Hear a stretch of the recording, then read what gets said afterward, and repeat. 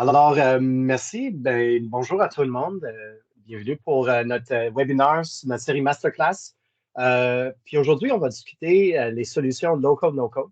Essayer de démystifier puis parler de ces solutions puis comment on peut les intégrer dans nos entreprises.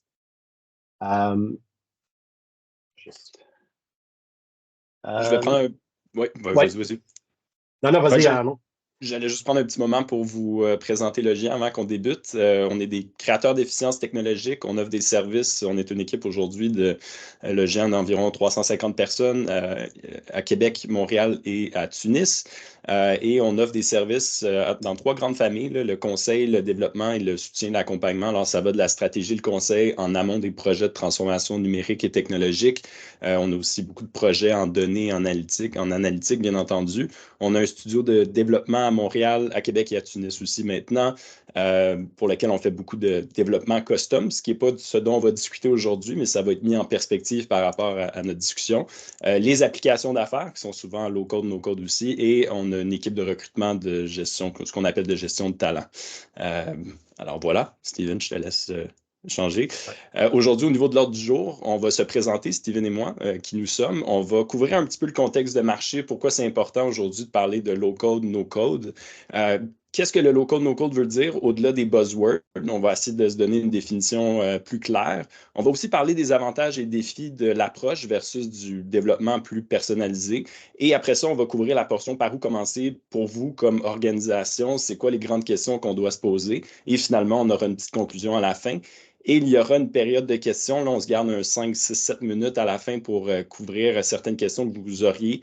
Alors, je vous invite à les écrire dans le Q&A, donc dans le chat, au fur et à mesure que vous en avez durant la discussion. Je pourrais les poser. Sinon, à la fin, on va réouvrir les micros de tout le monde. Puis si vous avez des questions, vous allez pouvoir les poser à ce moment-là.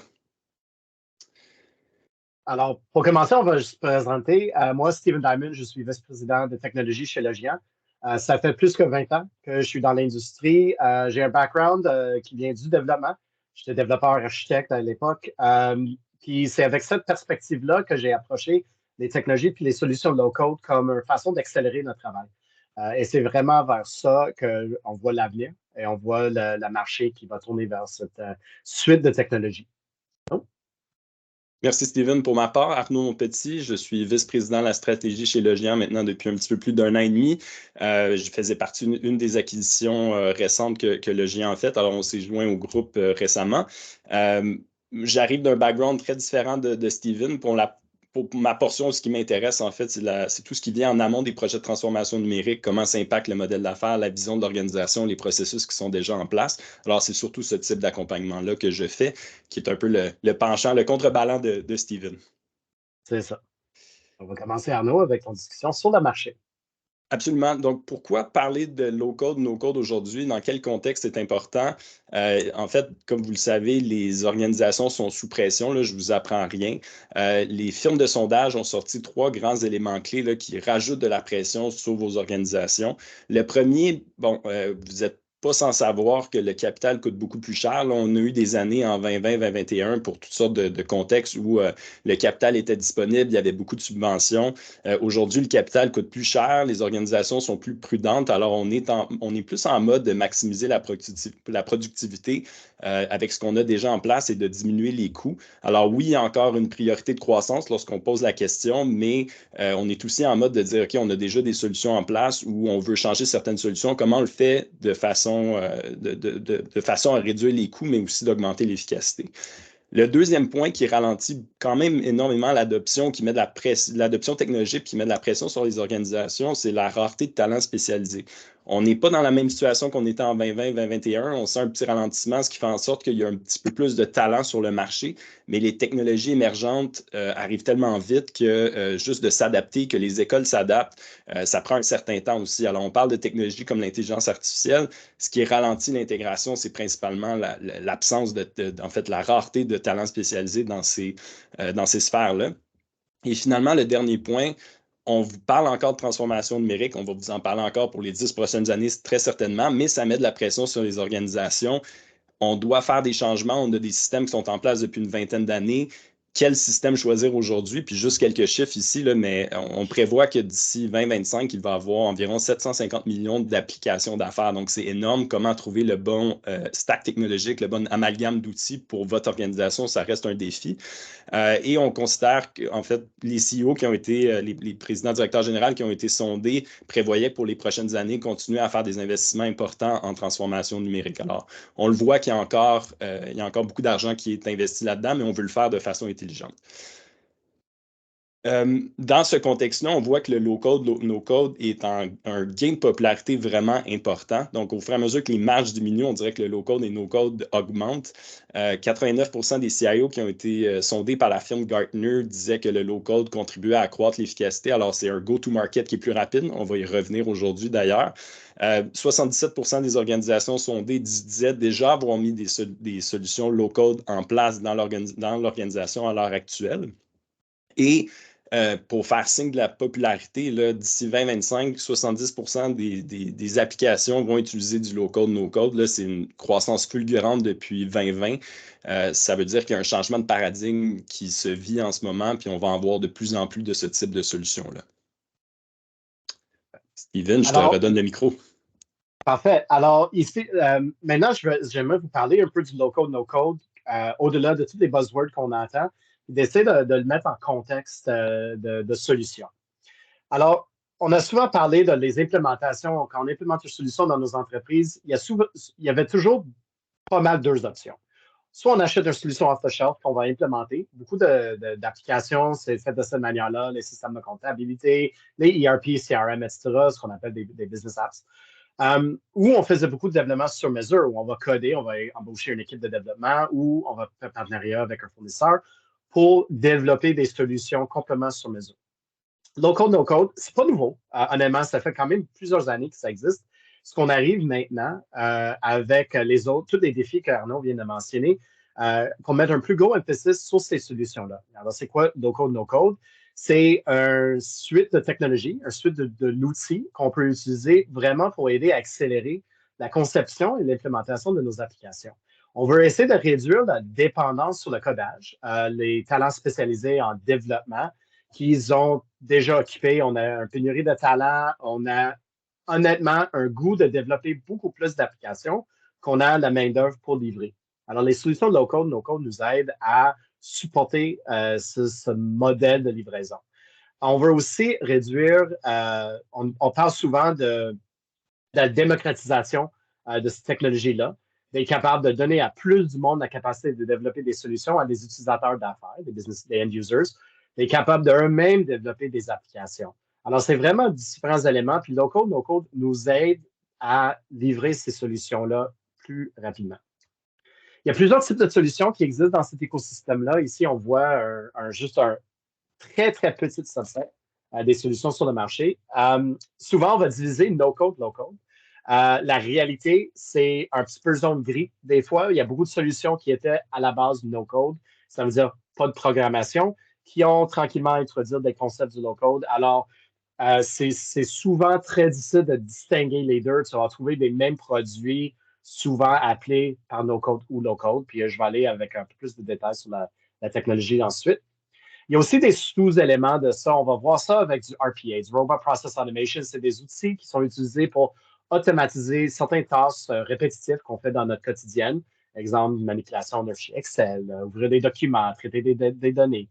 RPA, c'est une façon d'enregistrer, scripter, puis faire un peu l'automatisation de ces tâches-là. On va parler des plateformes d'intégration. C'est les solutions low-code, no-code qui vont attacher plusieurs solutions ensemble pour être capable de faire parler, transférer des données, des événements, etc. Puis, c'est sûr que je ne peux pas sortir de la discussion sur l'accélération, de ne pas parler de l'IA génératif. Alors, on arrive avec un tout nouveau gamme de produits qui sort sur le marché. GitHub Copilot, c'est un exemple de ça. Ce n'est pas le sujet de notre webinaire. C'est sûr qu'on va parler de ça dans un webinaire futur. Mais sachant que beaucoup de solutions no-code, low-code sur le marché aujourd'hui sont en train, ils ont déjà intégré des solutions d'intelligence artificielle dans leurs outils, qui va aider encore à mieux accélérer le développement où on peut utiliser du natural language processing et une reconnaissance des prompts que les gens connaissent pour créer des solutions beaucoup plus rapidement qu'avant. Steven, juste une première question pour Oui. toi. Dans tes diapos ici, il y a plusieurs logos, on voit du low-code, no-code. Est-ce que ces solutions vivent bien ensemble? Tu en as parlé un petit peu, mais est-ce que c'est possible de faire un amalgame de plusieurs solutions no-code pour arriver à quelque chose d'un petit peu plus custom ou on n'est pas tout à fait là encore? Mais on pourrait le faire. Ça dépend beaucoup sur le code d'utilisation. Puis je vais parler de ça un peu plus tard dans la présentation. Mais ce qu'on voit avec le low-code, no-code, c'est souvent on va être demandé de faire un choix d'une plateforme. Ces plateformes-là, avec certaines plateformes d'intégration, on est capable de faire parler. Mais souvent, surtout quand on va commencer à regarder dans les coûts attachés à l'investissement dans ces plateformes-là, on va probablement se limiter à un ou deux plateformes Mhm. principales. Puis ensuite, tu peux utiliser quelques autres solutions à la périphérie. Ce serait ma plus grosse suggestion dans ce cas-là. Quand on va parler de no-code, low-code, je voulais vraiment faire un peu le comparatif avec ce qu'on appelle le développement plus traditionnel, codé avec des langages traditionnels. No-code, c'est vraiment, il n'y a pas besoin du code. Tout est fait par du configuration, du drag and drop, où on va créer des interfaces écran, où on va travailler sur un flux d'affaires, un processus d'affaires en visuel. Ces solutions-là sont, alors il y a zéro code à écrire. Une solution low-code va souvent être bâtie sur une plateforme no-code à la base, mais il va l'enrichir avec un peu plus de code. Peut-être il y a du JavaScript, il y a du code qui va être inséré pour aider à ajouter un peu plus de flexibilité, ce que je vais parler tantôt. Puis le développement traditionnel, c'est là qu'on arrive avec, je code du A à Z, une solution. Des fois, on va utiliser des générateurs, mais en amont, on code tout from scratch. Les utilisateurs pour du no-code, c'est souvent les gens plus d'affaires, les utilisateurs des gens qui sont impliqués dans les processus d'affaires, les business users en tant que tel. Exemple, tu vas avoir une équipe dans la comptabilité qui va utiliser ça pour aider à automatiser une partie de la processus de facturation. Low-code, ça dirige beaucoup plus vers des développeurs ou peut-être des business users avec un volet plus technique parce qu'il y aura toujours du code à écrire.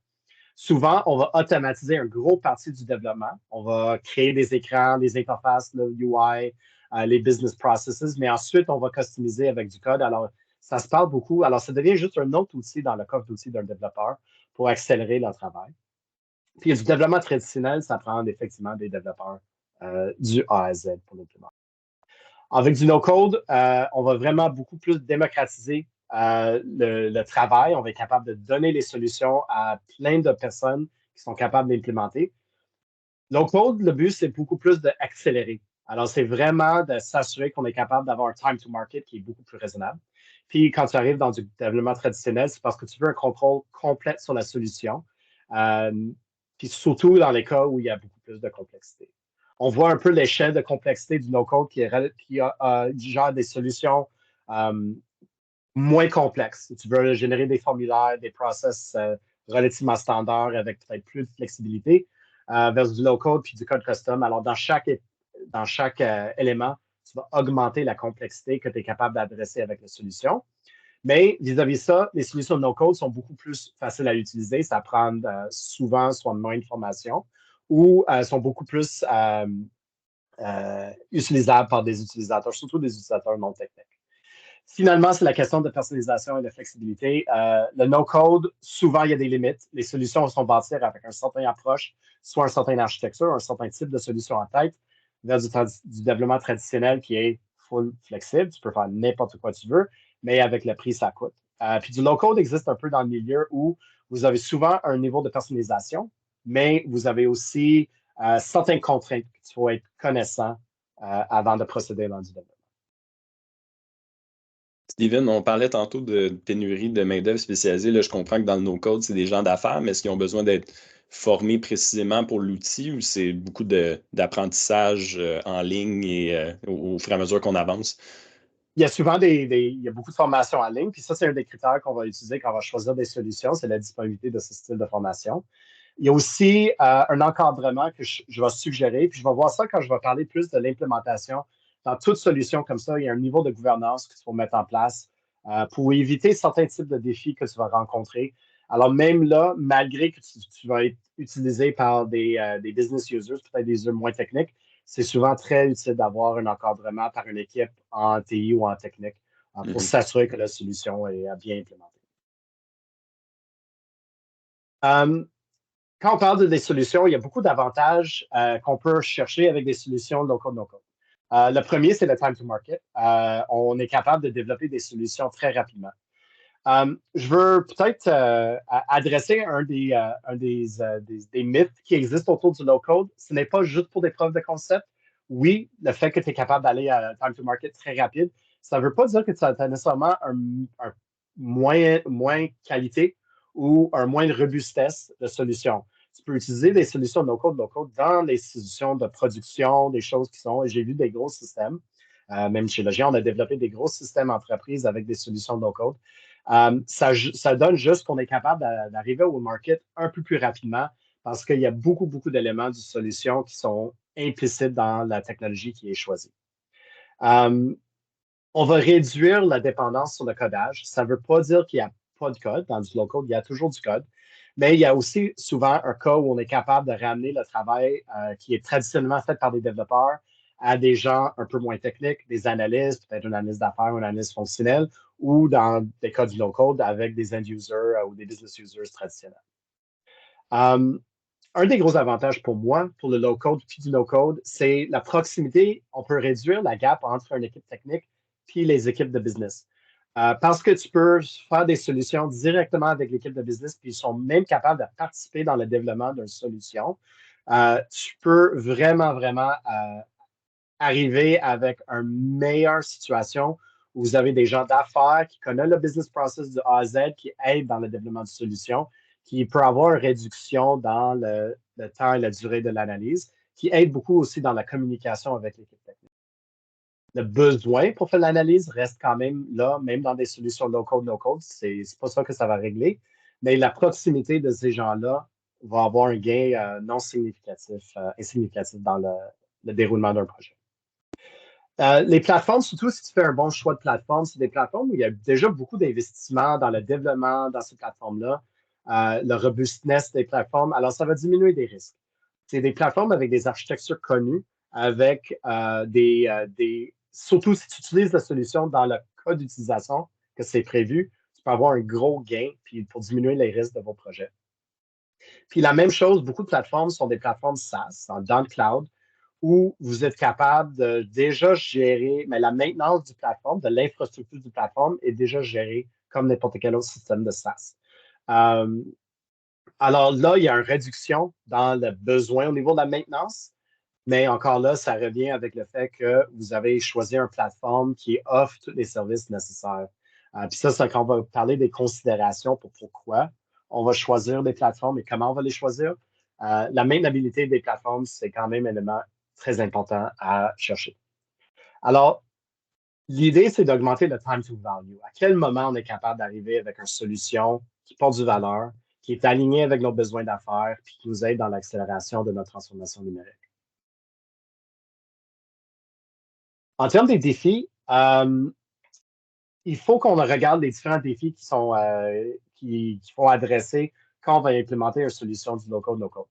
Il y a des limites au niveau de la flexibilité, de la personnalisation et de la type de complexité que la solution va gérer. Souvent, il faut faire des concessions, soit au niveau de l'interface, soit au niveau des types d'éléments que tu vas choisir. Alors, c'est une des raisons, c'est très important quand tu vas analyser le choix d'une plateforme low-code ou no-code, que tu connais très bien tes besoins d'affaires, puis comment ils vont être mappés dans ces solutions-là. Les solutions viennent souvent avec un certain modèle d'application, une certaine façon de faire, la façon dont il va traiter les données. C'est tous des éléments qu'il faut que tu sois très conscient quand tu vas embarquer dans une solution low-code. C'est possible que tu vas avoir un besoin qui n'est pas du tout supporté par la plateforme. Puis dans ce cas-là, tu peux aller peut-être avec une approche plus hybride. Tu vas utiliser du low-code pour un gros partie de la solution, puis tu vas faire du custom, du développement traditionnel pour le reste. Nous, on a fait ça dans plusieurs projets où, exemple, une interface administrative de la solution est faite avec une solution low-code qui nous permet de développer la plateforme très rapidement. Puis la partie client-facing qui a qui en a besoin de plus de personnalisation, là, on tombe dans une solution custom avec une interface en React, par exemple, qui nous permettent à vraiment adresser le besoin de complexité, mais qui réduit les coûts overall du projet. Un gros parti de la considération avec des solutions comme ça, c'est aussi les coûts de licence. C'est un facteur important à considérer. Tu vas sauver beaucoup plus de temps dans la main-d'œuvre pour implémenter la solution. Tu vas sauver sur un parti des salaires plus spécialisés avec les développeurs. Mais il va y avoir des licences à acheter. Puis, dépendamment de la modèle de l'application, il y a différents produits qui vont avoir des licences soit par utilisateur, par application, par flux d'affaires qui va être implémenté.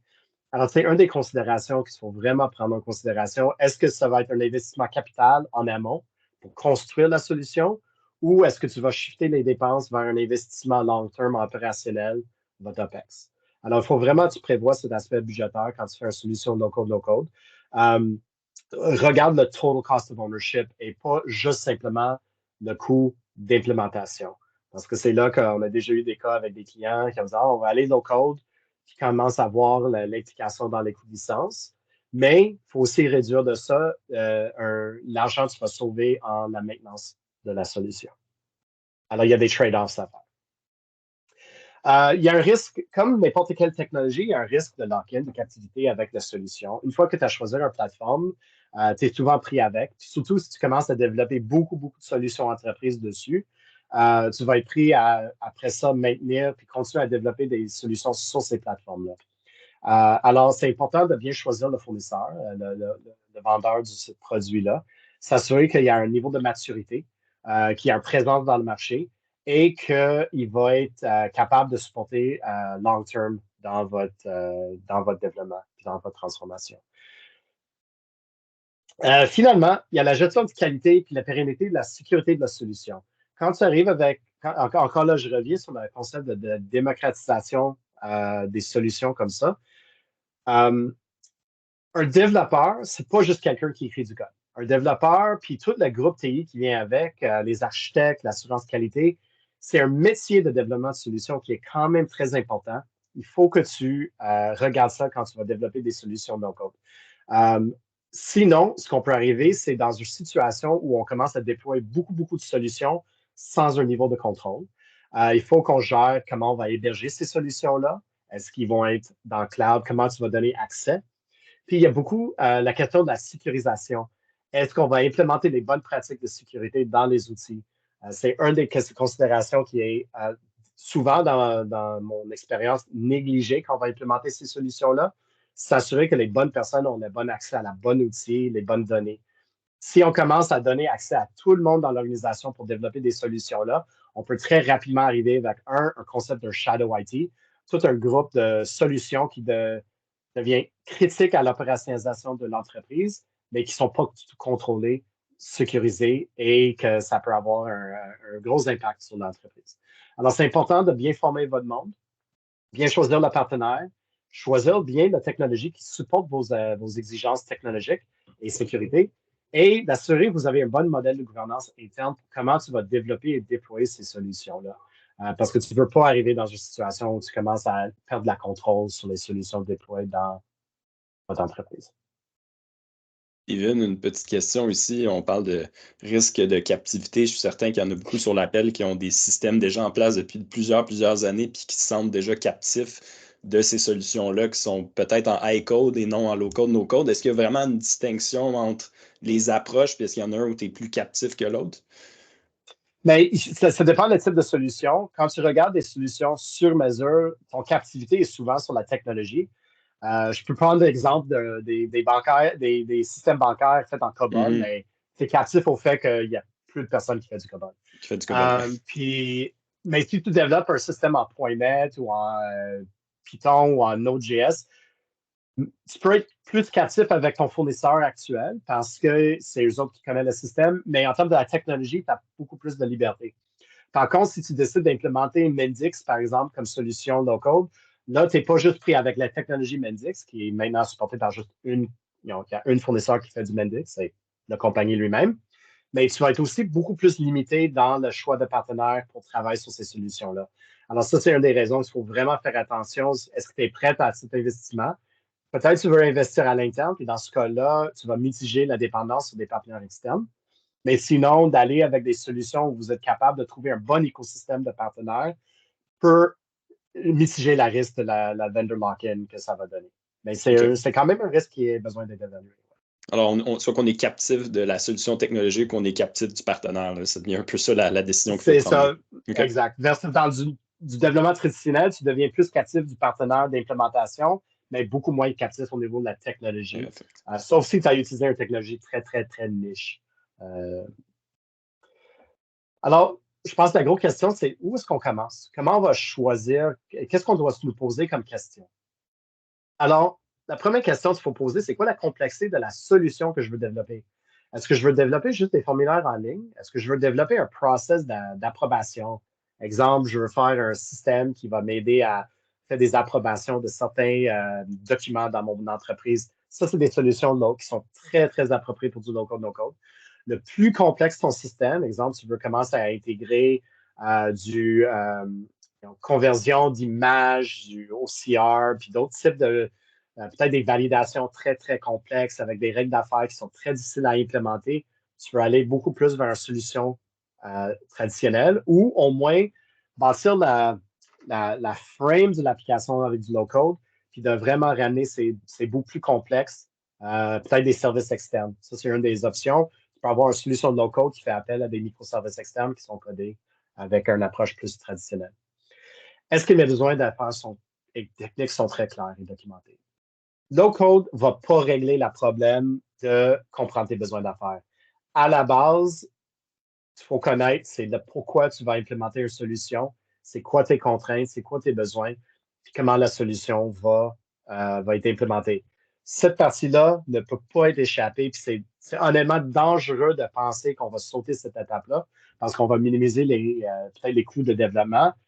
L'élément primordial, ça reste de bien connaître tes besoins d'affaires et tes besoins techniques, les documenter, puis rendre ça très clair à à l'équipe qui va l'implémenter, même si ce n'est pas des développeurs, même si c'est juste un analyste ou quelqu'un qui fait la configuration.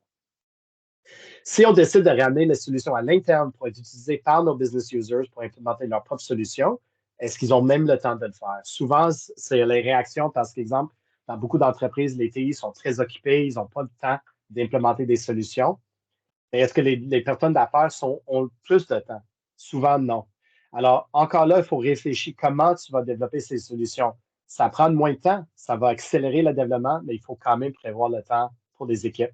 Puis en plus, est-ce que les équipes techniques ont le temps pour encadrer le monde moins technique qui vont développer ces solutions-là?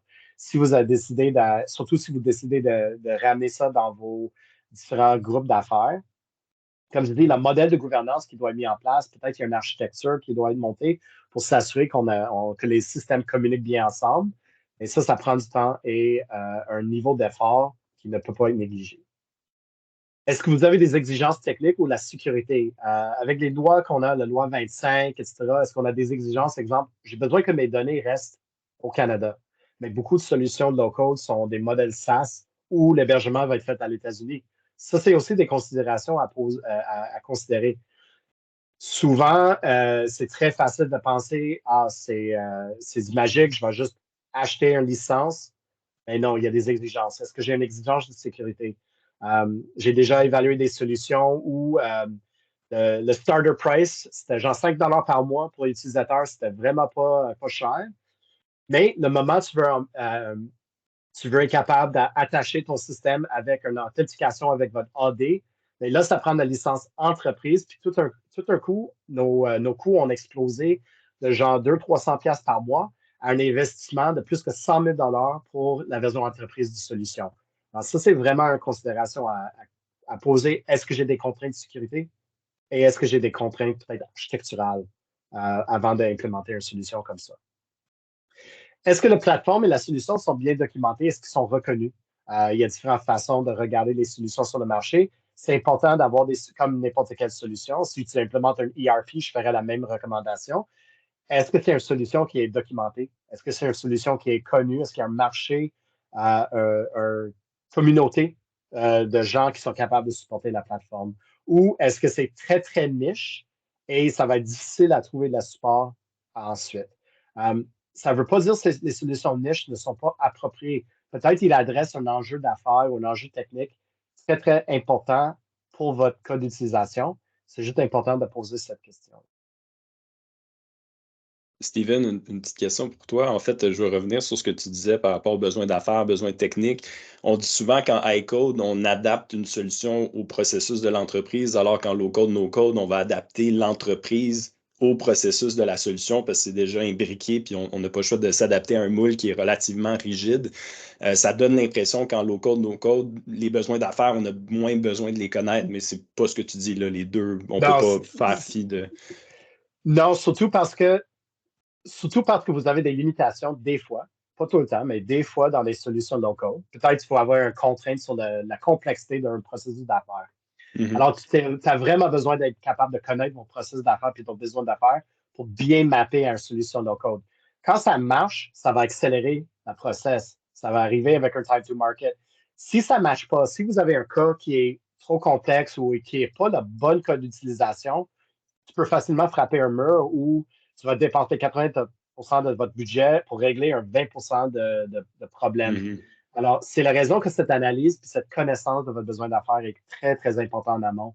Pas toutes les solutions vont adresser 100% des cas de figure possibles. Il faut vraiment que tu fasses un bon choix dans ce cas-là.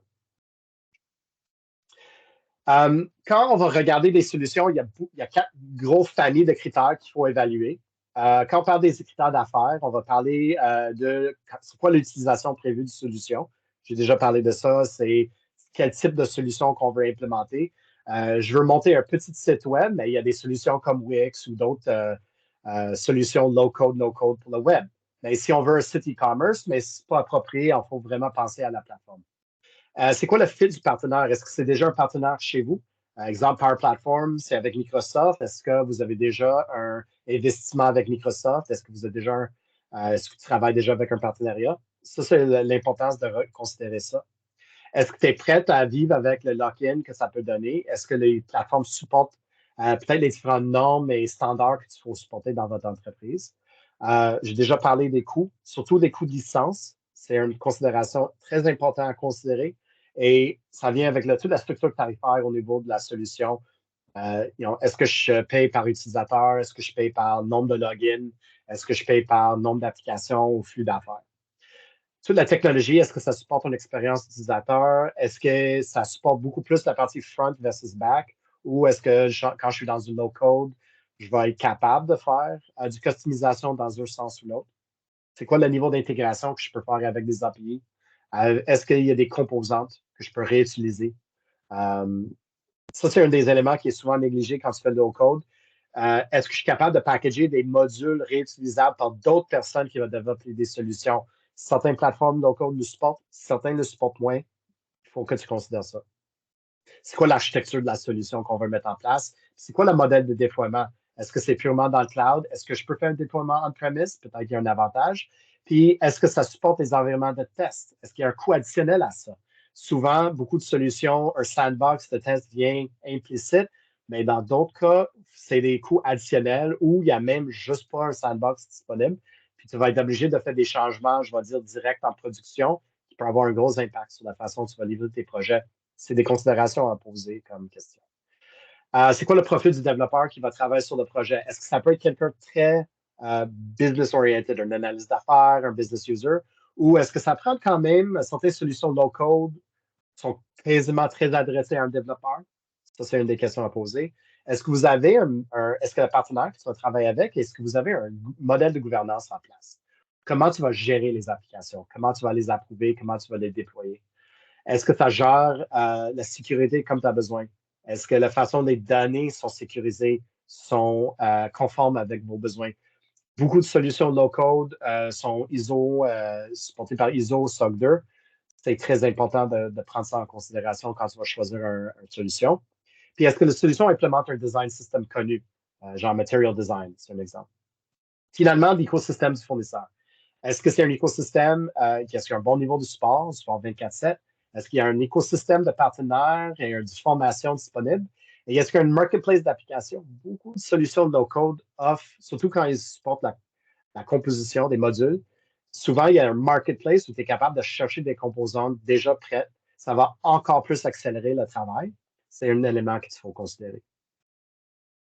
Steven, par rapport à l'écosystème, je disais tantôt que bon, d'ici quelques années, il va y avoir 750 millions d'applications à travers le monde qui vont être en low-code, no-code, là. Comment on fait pour se retrouver à travers ça? Est-ce que des sites références, des rubriques ou Oui, autres il y a déjà outils? beaucoup. Mais effectivement, il y a beaucoup de sites en ligne qui font des comparatifs comme ça. Il y a aussi des solutions comme Gartner qui fait des comparatifs sur le marché. Il y a des sites comme j2.com qui fait une analyse. Mais il faut faire attention aussi parce que souvent, il n'y a pas une profondeur dans ces analyses-là. Ils vont Mhm. regarder les spécifications d'un système, le modèle support, la licence, etc. Mais ça peut, ça peut prendre aussi un besoin de chercher plus de connaissances de votre propre business pour bien attacher ça à une solution low-code. Peut-être que vous avez un certain modèle d'affaires, un certain processus d'affaires qu'il faut être implémenté, puis tu veux vraiment faire un deep dive. Dans ce cas-là, je suggère de trouver un partenaire qui est capable d'aider à évaluer des solutions low-code avant de déployer. Parce que sinon, tu peux facilement commencer un investissement dans une solution, puis tu vas frapper beaucoup plus de murs que tu vas accélérer. Mais avec le bon choix de solution, tu vas vraiment accélérer ton travail. En conclusion, il y a vraiment plusieurs éléments que je veux qu'on retienne de ce que je viens de présenter. C'est continuer à garder toujours le focus sur vos besoins d'affaires. À la fin de la journée, low code, no code, c'est une solution euh, pour régler un problème d'affaires. Alors, connaître le besoin d'affaires, c'est la partie importante, ça ne va jamais changer. Euh, nos ma- Peu importe les solutions, la technologie qu'on va implémenter, si vous ne connaissez pas vos besoins d'affaires en amont, vous allez faire un mauvais choix de solution. C'est clair. Assurer d'avoir une vision cohérente, globale de comment tu vas implémenter ça dans votre entreprise, comment tu vas gérer, comment tu vas former du monde, comment tu vas déployer ces solutions-là.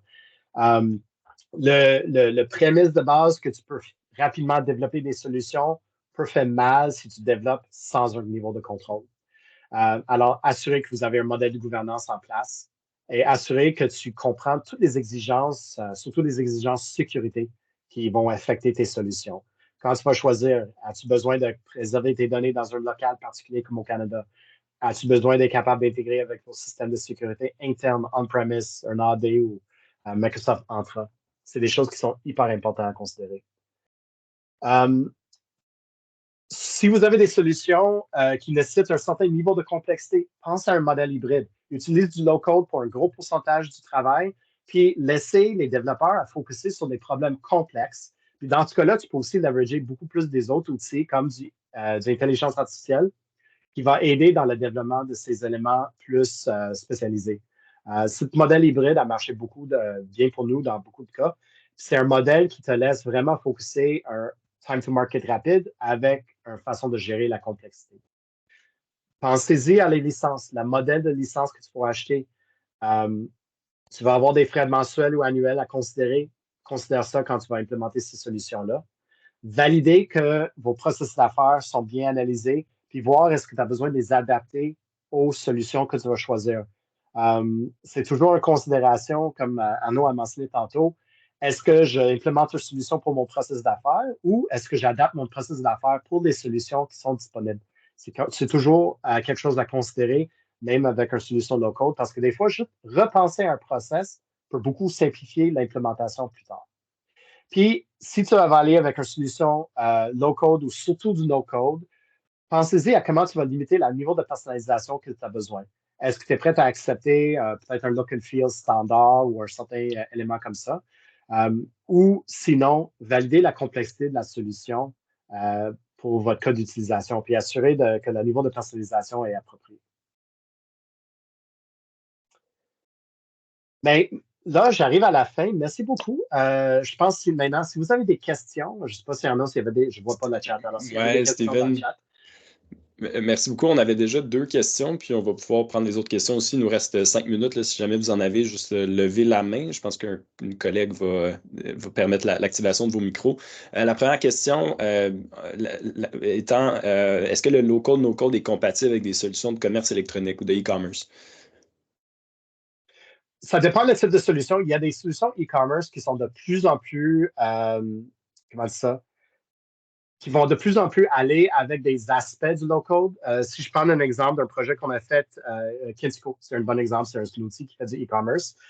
qui va aller vers ça. Shopify, à la base, c'est une solution low-code pour le e-commerce. Alors, ça, c'est un exemple d'une solution low-code qui est déjà appropriée pour le e-commerce. L'autre question, c'est est-ce que tu veux utiliser ton solution low-code, no-code plus en back-end, en back-office? Exemple, le traitement des commandes. C'est là que, exemple, une plateforme d'intégration ou des solutions qui t'aident à automatiser des processus d'affaires ou des flux d'affaires vont beaucoup implémenter. Exemple, communiquer entre votre système d'e-commerce puis votre ERP. Power Platform, c'est un bon exemple de ça où tu peux aller avec un e-commerce qui va aller vers ton ERP en Dynamics, mais tu utilises Power Platform, qui est une solution no-code, pour supporter cette intégration-là. Merci. Puis la deuxième question, est-ce que c'est facile de déployer des solutions low-code, no-code dans un environnement vers un autre versus plus du high-code, là? Est-ce qu'on parle vraiment dans un... Je vais regarder la question. Est-ce que... OK, c'est ça. Ça, c'est vraiment dans une question où on a un environnement test, sandbox versus production. Je pense que c'est ça là, le but du... encore là, ça dépend Effectivement. beaucoup sur la solution. Ça dépend beaucoup sur le type de solution, à quel point. Je vais utiliser l'exemple de Power Platform parce que c'est celui que j'ai en tête en ce moment. Power Platform offre l'exemple d'un sandbox. Dans un sandbox, tu vas packager ta solution qui contient les écrans, les modèles de données. Tout ça est packagé, tu peux déployer dans ton sandbox pour tester, puis en effet, ensuite déployer ça dans votre environnement de production, puis il y a toute une série de mises à jour qui sont possibles. Mais ça, c'est effectivement une des questions qu'il faut vraiment poser pour des solutions parce que ce n'est pas toutes les plateformes low-code, no-code qui ont ce niveau de support-là. Il y a d'autres plateformes, comme j'ai mentionné, la seule moyenne de le faire, c'est de faire un genre copy-paste. C'est un peu moins facile à faire dans ce cas-là où tu avais des risques des changements. Alors, c'est un des éléments qu'il faut que tu considères. Certaines solutions le supportent bien, il y a d'autres solutions sur le marché qui supportent moins bien. Est-ce qu'on a des questions ou est-ce qu'il y a des gens dans l'auditoire qui auraient des questions pour Steven? On ne dirait pas, on dirait que c'est les questions qu'on avait déjà dans le chat.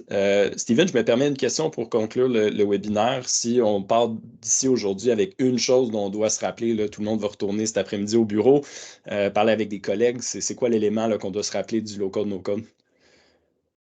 Ben, pour moi, le gros élément, le gros takeaway, c'est low-code, c'est un outil. C'est un outil sur lequel on va accélérer puis on va être capable de plus rapidement développer des solutions. Il ne faut pas penser ça comme un deuxième gamme de solutions.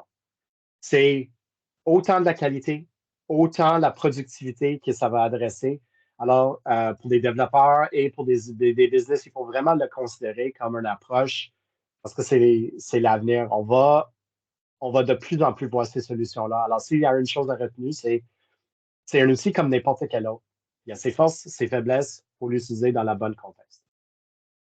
Génial. Ben, merci beaucoup, Steven, pour cette présentation-là. Il y en a qui nous ont demandé dans le chat si on allait remettre la présentation. Alors, vous allez recevoir par courriel le support visuel ainsi que le lien vers l'enregistrement si jamais vous voulez l'utiliser. Hop, je vois qu'Isabelle a une question. Il nous reste 1 minute. C'est rapide? Non, je pense que c'était juste une réaction. Finalement, la main s'est levée. Oui, c'est ça. OK. Donc, alors, c'est ça. Vous allez recevoir ça par courriel. Merci beaucoup pour votre participation aujourd'hui. Puis, on se revoit dans un prochain webinaire que vous allez voir passer sur LinkedIn ou par courriel, certainement. Alors, Ben, merci un tout le gros monde. merci à tout le monde. Passez une très bonne journée.